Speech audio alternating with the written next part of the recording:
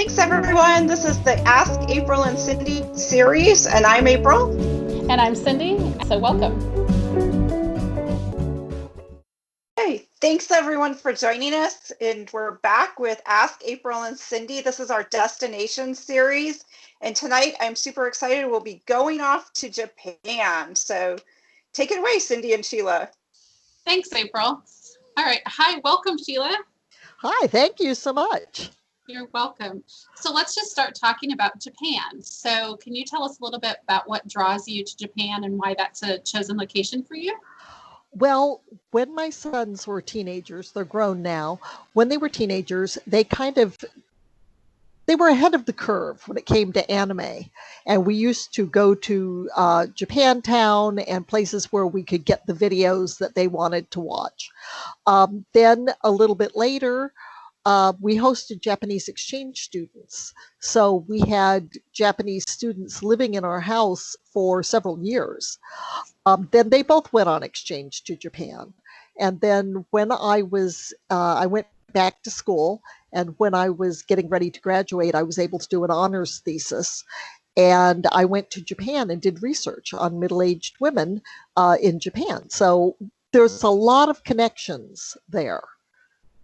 Okay, great. And so when have you gone? You've gone more than one time, correct?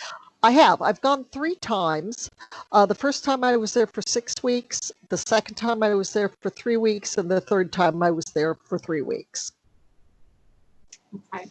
And what years? Like how long ago have you? First time was 2004. Then I was there in 2018. And then I was there in 2019. Okay. So in the last recently, yeah, you've been there recently as well as in the last 10 years or more, right? 2000, yes. Yeah. So it's been quite a bit. Okay. And so who do you travel with when you go? Do you typically go by yourself, or do you take your kids? I mean, how does that work? It's funny. My kids and I have all been there a number of times. We've never been there at the same time. I travel by myself when I go there, but I have friends to visit. So it's traveling by myself, but it doesn't feel like it. Right. Because you really feels like you're visiting family, right? People that you know. Oh, absolutely. My friend Yayoi in Osaka, she hosted my youngest son when he was 15. He's almost 37. So we've known her a long time. So she's a big part of your family. She is. So that brings us to the next question, which is, do you meet with locals and people around the area when you visit? Absolutely. The Japanese people are they're lovely. They're very friendly. They're not terribly outgoing if they don't know you. But if you get introduced, if you meet one person and that person introduces you to someone, it doesn't take long before you have a group that are, part of your life and that are very friendly and very fun. That's great. So how would you suggest that somebody meets a local when they go? So you have a group of locals that you meet up with. So if somebody else was to go to Japan, is there an easy way to connect with folks? I would suggest meeting women. It isn't that easy to meet people if you don't have a chance to be introduced, but it's not impossible. I talk to everybody. I talk to women on the train. I talk to women if I get lost, if I get confused. I find a woman and hopefully someone who speaks English, and I will start out asking, do you speak English? I don't want to assume I'm in their country and my Japanese is limited to about 5 words. So on a good day. Right.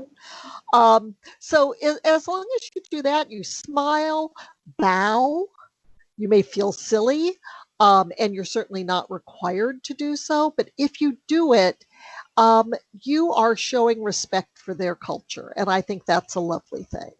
Yes, yes. So it isn't too difficult to strike up a conversation with somebody, like you said, on the train or that kind of thing, or ask directions. No, it really isn't. It really isn't. Try not to be loud. Don't Right. grab anyone, Right. But be polite. because they do value politeness, but you can still be friendly. Right, right. And do you find that there's a lot of English speakers in Japan? Is that pretty common? There are quite a few. Your best bet is younger people when it comes to speaking English. Okay. They also tend to be very shy about using their language skills because they don't want to get it wrong. So they may know more English than they're really letting on, not because they're trying to be rude or hold you off, Right. but because they feel uncomfortable, Okay. just trying to speak English. Okay. And that makes sense because I think Yeah, that's pretty I common. feel the same way. Right. Even we feel that way. So when you're planning your trip, how do you plan and decide where to go and what to do in Japan? It's obviously a lot of beautiful places to go. There are, and I've only just barely scratched the surface. I always want to go to Osaka, where my friend Yayoi lives. I want to go to Tokyo. I have my first exchange student who is now married and has 2 children. She lives there. But when I was doing research because I do some tours there, and when I was doing research, one of the places I went to was a place called Hakone, which was gorgeous. And not, putting people aside, my favorite place to visit is Hakone. And why Hakone? Why is it so beautiful? It's in the mountains. It's got it's kind of over a volcano. Okay. And yeah, so there's that. But it's got a beautiful lake. It's got what do you call it? The hanging like a cable car that Okay. goes over fields which have cracks in the ground with steam rising. So you try not to think about that too much, but it is beautiful. On a clear day, you've got a gorgeous view of Mount Fuji. And Okay. Mount Fuji isn't always the easiest thing to see. I never got a clear view of Mount Fuji until this last trip. Wow. So, grab it. And how far outside of Tokyo is that? Only about 30 to 45 minutes. It's really close. You can do a day trip. It's wonderful to stay there. Hakone also has beautiful museums. The Okay. 2 of my favorite museums in the world are in Hakone. And those art museums or history museums? One of them is an outdoor art museum. It's Wow. called an open air sculpture museum. And it also has a building that has like 300 works of Picasso on the premises. You don't have to pay extra to go there. My other favorite museum is called the Venetian Glass Museum, and inside the museum, which looks like this lovely Venetian palace, there are lots of interesting glass pieces, but the best part is in the garden. There are trees made of crystals. Oh And my at God. night, they put lights on them, and it is absolutely magical. Just gorgeous. Oh, I can only imagine. Crystal trees lit up at Crystal light. trees. That It's sounds just fantastic. beautiful. Fantastic. One of the reasons to go to Japan. So I have another quick question about special items. So is there anything in specific that you would suggest somebody to take along or not forget when they travel to Japan? Well, this is something you can buy there. But Okay. interestingly, in the bathrooms and places like that, they don't have towels. They don't have paper towels or anything like that. That's Okay. not part of their culture. So I always travel with a very small, little, it looks like a washcloth, really, but Uh, it's a hand towel, and you keep it in your purse, and that's what everybody does when they finish washing their hands. They pull out their little towel and dry their hands, put it back in their bag, and like I said, you can buy them there. You don't have to bring them from home, but that is a cultural thing that I had never thought of. no, yeah, I would Yeah, think that you would need to yeah, bring your own towels, but it sounds easy enough to do, right? yes, and very eco-friendly. Yeah, that was what I was actually thinking. Very eco-friendly and sanitary and safe. So that sounds perfectly acceptable. So any other items that you could think of that maybe we need to bring or? If you're going to stay with someone, of course, bring a gift. They're very big on gifts. It doesn't need to be real expensive. It can be something from your hometown. It can be, a keychain. It can be something like that. If you have something like that that you can bring that's inexpensive, not real bulky, not real heavy, that you can give out when you meet people, they would greatly appreciate it. Again, not necessary, but much appreciated. Right, right. Yeah, I do try. I try to bring gifts as well. I think that's a nice gesture. Even when you just meet somebody that you enjoy talking to, having something small, like you said, a keychain or a little thing to hand out is a good thing. So let's talk about the not to miss. I know we were talking about places to go. So is there any don't miss this destination or location that you go to? Yes. Hiroshima is beautiful. It's heartbreaking. It really is a very moving place. Off the coast of Hiroshima is an island called Miyajima Island, and it's gorgeous. It's just about a 40-minute boat ride. If you have a JR Rail Pass, it is included in the Rail Pass. There's a mountain. You can take a cable car up the mountain. There's lots of great food.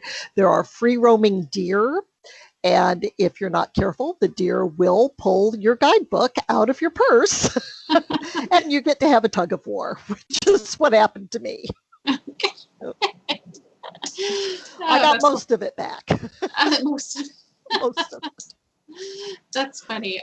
Wildlife that you interact with in different places. Deer is not a frightening piece of wildlife, so that's fine. They're Right. It's gentle enough. perfectly But they okay. obviously like to eat guidebooks or other things they might find in your path. Yep. So we haven't even touched on food. You mentioned food, so I'm going to let you talk a bit about food. I know it's one of your favorite topics. Yes, I do love food. The Japan food. Go ahead. I never thought I liked Japanese food. I'm not a big sushi fan. And the first time I went, I basically stayed with people the whole time. I did not stay in a hotel. I was there 6 weeks, didn't stay in a hotel, just stayed with families. And I told them, let me eat what you eat. And Right. an interesting experience in a lot of ways. But I was introduced to some amazingly good food. They have a pancake called okonomiyaki, and okonomi means as you like. Yaki is grilled. And so it's basically this savory pancake with all kinds of mostly cabbage, different vegetables.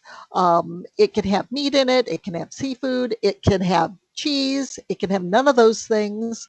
And if you get it in Hiroshima or you get Hiroshima style, it has a layer of fried noodles. But if you get it in Osaka style, it's all mixed up together and fried. And, you know, and you get it, it's on a griddle. They make it in the back, but they bring it out. There's a griddle in front of you, and they put these bonito flakes on the top, and they're so fine and light that the heat makes them dance. It's great, and they taste good. So that's a win. There's another thing called kushikatsu. Kushikatsu is basically fried food on sticks. Believe me, it's really good. Although the meat was a little disappointing. The meat basically tasted like fried, but the vegetables were amazing. And that's a very inexpensive meal particularly if you go to just like a regular place where normal people go, where working people go. I went with a friend. We ate till we were stuffed. I even had some raw oysters on top of that, and the whole meal for both of us came to like $15. Wow. So you don't have to spend a lot of money to have good food. The convenience stores. Oh my gosh, I would never, ever eat food from a 7-Eleven here in the States. That's one of the first places I go. Believe it or not, their egg salad sandwiches were recommended by Anthony Bourdain. Wow. which I Wow. didn't know. I was already a big fan. And one of my clients said, well, we want to go and have egg salad sandwiches. And I went, you do? I mean, it's a great idea, but, and they said that it was Anthony Bourdain. The hard boiled eggs that you get at a 7-Eleven they have the most golden, moist yolks. Just delicious, delicious, cheap, wonderful food. When I did my tour last year, several nights, my clients opted to not go out to have dinner, but to go to a conveni and get food and bring it back to the hotel and eat. Right. Because it's that good. They also have onigiri, and onigiri is like it serves the function of a burrito. It's a rice cake. It can be filled with things. It gets wrapped in seaweed. You can just pick it up and go. They have so many different flavors, so many different stuffings, and so yeah, it's great for a picnic. Okay. Picnics rock. So I have so many food questions. That's okay. I have lots of food answers. Lots of food answers. So is there a particular dessert dish? Let me ask that question. Do you have a choice there? Oh yeah. I've got a bunch. They're really big on soft serve, which I love soft serve. The flavors are different. I mean, they have strawberry, they have chocolate, they have vanilla. They also have black sesame, which is yummy. It has almost a peanut buttery taste. Okay. They have chestnut in the fall. That's a big one. In the spring, they have sakura, and sakura is cherry blossoms. And don't be confused with thinking cherry blossoms is going to taste like cherries. It doesn't. It has, I can't describe it. It doesn't taste like anything else I've ever had, but it's lovely. It's pale pink and it has this lovely light, a little bit floral, a wonderful taste. And of course, they have green tea ice cream and matcha ice cream. Now, green tea and matcha are kind of the same thing, but matcha is going to be stronger. So if you like matcha, then great, get the ice cream. If not, you might be surprised because it's somewhat bitter. Okay. Let's see, in Osaka, there is a wonderful specialty dessert called wobbly cheesecake.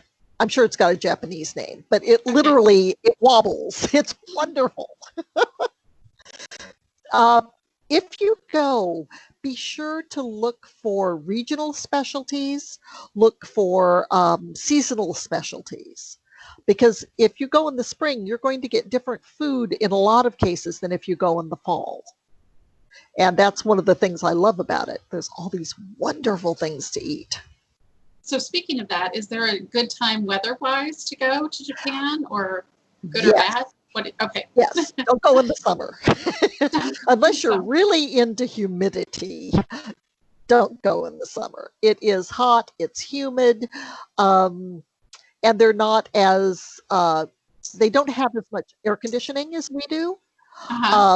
But the spring is beautiful. That's when you have the cherry blossoms.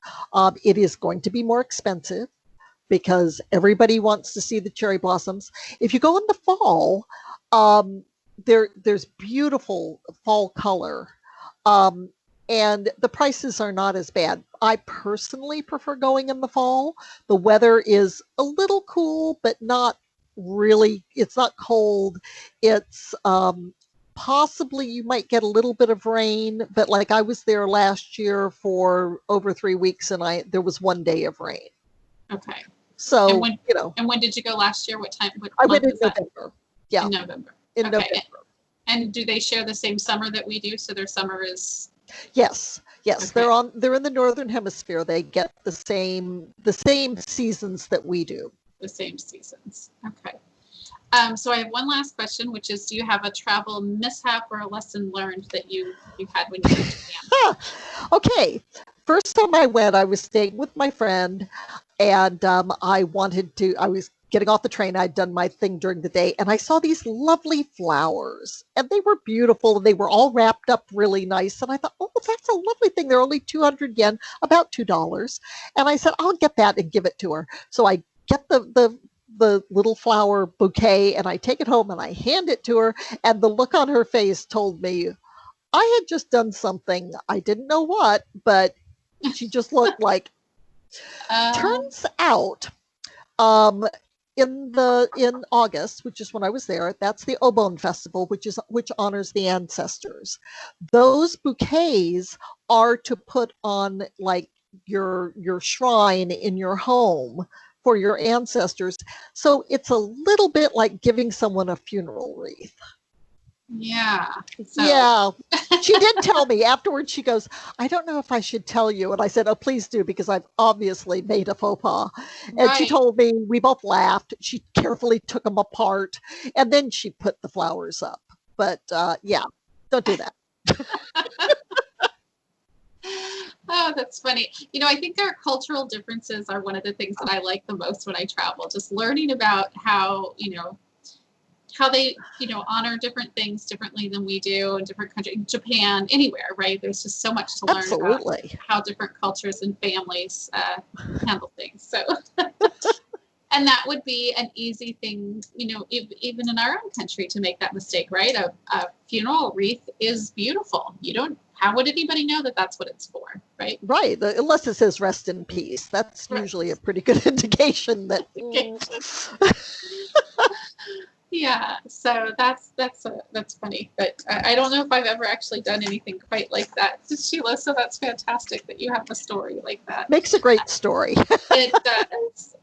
So we're almost finished. I'm just going to ask, if you have any other stories or moments in Japan that you wanted to share with our listeners for a minute. Just that they are such wonderful people.